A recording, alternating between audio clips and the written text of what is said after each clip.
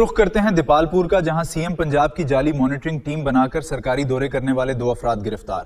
ملزمان کی شناخت فیصل محمود اور حدیقہ مشتاق کے نام سے ہوئی ہے۔ ہمارے ساتھ لائن پر موجود ہیں بیورو چیف اوکاڑا میاں کاشف وٹو۔ جی کاشف، کیا تفصیلات ہیں آپ کے پاس؟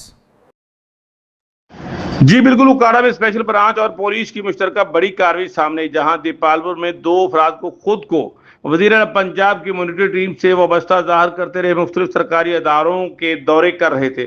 ملزمان مبینہ طور پر ڈپٹی کمشنر، اسسٹنٹ کمشنر اور دیگر سرکاری افسران کے ساتھ پروٹوکول میں بھی شریک رہے تھے۔ گرفتار ملزمان کی شناخت فیصل محمود اور حدیقہ مشتاق کے نام سے ہوئی اور ابتدائی تحقیقات کے مطابق دونوں ملزمان ہسپتالوں سمیت مختلف سرکاری دفاتر کا معائنہ کرتے اور خود کو وزیر اعلیٰ پنجاب کی خصوصی مانیٹرنگ ٹیم کا رکن ظاہر کرتے تھے۔ ملزمان کی سرگرمیوں کا سراغ اسپیشل برانچ سٹی دیپالپور کے انچارج نے لگایا، جس کے بعد کارروائی کرتے ہوئے انہیں حراست میں۔ میاں کاشف، یہ بھی بتائیے گا کہ جن افسران کے ساتھ یہ دورے کرتے تھے ان کو پتہ نہ چل سکا کہ یہ جعلی ہیں، اور پولیس کی جانب سے اب تک کیا پیش رفت سامنے آئی؟ جی، ان ملزمان کے خلاف مختلف پولیس اسٹیشن میں مقدمات درج کر لیے گئے ہیں، جبکہ ان جعلی افراد کے تقریباً 2 کروڑ تک کا فراڈ بھی کیا۔ ملزمان کی مزید تفتیش جاری ہے۔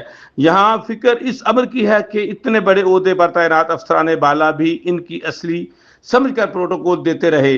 یہ اس بات پر سوالیہ نشان ہے کہ کیا وہ افسران بھی ایسے عناصر سے غیر محفوظ ہیں؟ شہری حلقوں میں اس حوالے سے تشویش پائی جا رہی ہے۔ دوسری جانب اس کارروائی پر ڈی پی او اوکاڑا اور ڈپٹی کمشنر اوکاڑا کی جانب سے اسپیشل برانچ ٹیم اور پولیس کو شاباش دی گئی۔ جی یہ بہت شکریہ میاں کاشف، تفصیلات سے آگاہ کرنے کے لیے۔